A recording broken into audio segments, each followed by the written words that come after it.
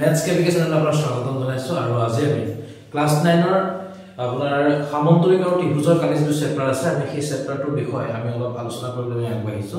আৰু ইয়াত প্ৰথম কোৱেশ্চনটো মানে কেনেকুৱা হয় যে আমি সামন্তৰিক আৰু ত্ৰিভুজ বুলি কোৱাৰ লগে লগে এটা বস্তু প্ৰথমে কি বুজি ল'ব লাগিব যে ইয়াত কি আছে এটা সামন্তৰিক আছে তে সামন্তৰিকত কি হ'বগৈ এটা সামন্তৰিক আৰু ইয়াত কি হৈছে বস্তুটো এটা ত্ৰিভুজ এটা আছে ত্ৰিভুজটো মানে কি হৈছে এই বাহুটো এই ত্ৰিভুজটোৰ কাৰণে এটা বাহু হৈ আছে আৰু এটা এই সামন্তৰিকৰ কাৰণে এটা বাহু হৈ আছে তে আমি ইয়াত নাম দি লিখিবলৈ যাওঁ a b c d আৰু যদি মই p বুলি লিখিবলৈ যাওঁ তে কি হ'বগৈ যে a b টো হৈছে ত্ৰিভুজ আৰু সামন্তৰিকৰ কাৰণে কি হৈছে এটা একে ভূমি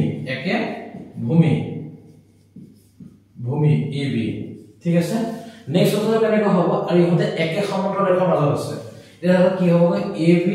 parallel to cd মাজত কি আছে এই ত্ৰিভুজটো আছে তে আমি কি বুলি ক'বগৈ যে এই ত্ৰিভুজৰ কালিটো আৰু এই সামন্তৰিকৰ কালিটোৰ আহা বুলি কম যেটা ইহঁতে একে ভূমি আৰু একে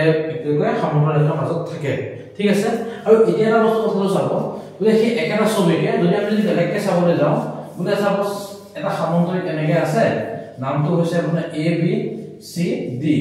ইয়াত বস্তুটো কি এনেকে আছে এটা চাব কথাটো ই একে ভূমি আছে কিন্তু তুমি দেখিছো একে ভূমি আছে a b বুলি আমি ক'ব পাৰো কিন্তু কথাটো কেনেকুৱা হ'ব এই p টো যেনেকৈ টাচ কৰি থকা নাই এতিয়া সো কি কয় একে সমান্তৰাল ভিতৰত আছে বুলি আমি ক'ব নোৱাৰো কাৰণ যেহেতুকে ইয়াৰ হাইটটো লগত এই বস্তুটো মিলি থকা নাই কি আছে আমি কি বুলি কম একে ভূমিত আছে যদিও কি কিন্তু একে সমান্তৰাল ৰেখাৰ মাজত নাই সো আমি কি বুলি কম ইয়াক আমি একচেপ্ট নকৰো ঠিক একেদৰে আমি যদি চাবলৈ যাওঁ তে আমাৰ যেটো আমাৰ অনুশীলনী আছে অনুশীলনী যেটো আছে আমি তাত চাবলৈ যাওঁ তাত আমাৰ কি আছে জানেনে তাত বস্তুটো কি দিয়া হৈ আছে যে প্ৰথম কোৱেশ্চনটো কি দিয়া আছে ছবিটো যে a b c d মই কিতাপৰ পৰা মই ছবিটা আপোনাক আঁকি দিবলৈ মই ট্ৰাই কৰিছো তে চাব কি আছে প্ৰথম ছবিটো আছে এইটো দিয়া হৈ আছে a b c d আৰু ইয়াত কি দিয়া আছে এইটো p দিয়া হৈ আছে এটা চাকচোন কথাটো কেনেকুৱা যে ইয়া একে ভূমি কি হৈ আছে একে ভূমি dc হৈ আছে আৰু একে সমান্তৰাল ৰেখা কি হৈ আছে a b parallel to dc হৈ আছে সো আমি কি ক'ব পাৰো ইয়াত একে ভূমি কি হ'ব একে ভূমি dc আৰু একে সমান্তৰাল ৰেখা কি হ'বগৈ সমান্তৰাল ৰেখা কি হ'বগৈ ৰেখা হ'ব ab parallel dc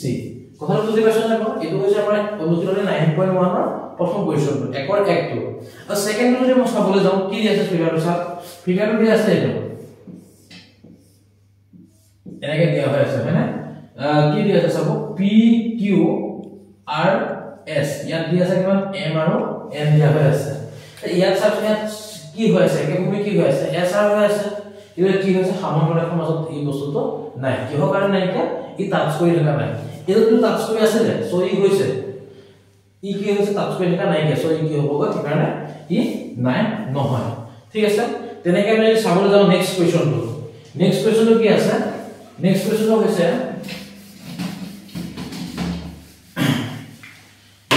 কি আছে স্যাৰ আমাৰ ফিগাৰটো কি দিছে এনেকৈ দিয়া হৈ আছে আপোনাৰ PQRS দিয়া আছে PQRS ইয়াৰ পৰা কি দিয়া হৈ আছে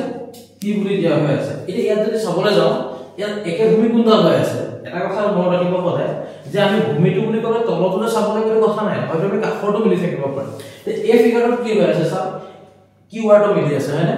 তে ইয়াত প্যাৰালাল ৰেখা কি হ'বগৈ PS হ'ব ইয়াত মই চাবলৈ যাম একে ভূমি কি হ'বগৈ একে ভূমি হ'ব QR ঠিক আছে আৰু যদি মই ইয়াত প্যাৰালাল চাবলৈ যাওঁ কি হ'বগৈ PS প্যাৰালাল টু কি হ'বগৈ QR ঠিক আছে তে এইটো কি হ'বগৈ এইটো একচেপ্ট হয় মানে আমাৰ কোৱেশ্চন নম্বৰ 3 টো p2 মানে কি হ'লে একে ভূমি আৰু একে সমান্তৰাল ৰেখাৰ মাজত আছে বুলি আমি ক'ব পাৰো তা নেক্সট তো সাব সাইন নম্বৰটো কি দিয়া আছে চাব সাইন নম্বৰটো কি দিছে কৈছে কি যে এটা সমান্তৰিক কি দিয়া হৈ আছে a b c d আৰু কি দিয়া আছে স্যাৰ p q r এটা স্যাৰ এটা বস্তু চাওকচোন মই কৈছিলো যে একে ভূমি বুলি কোৱাৰ লগে লগে একে ভূমি থাকিব লাগিব ইয়াত একে ভূমি আছে কথাটো কেনেকুৱা হৈ আছে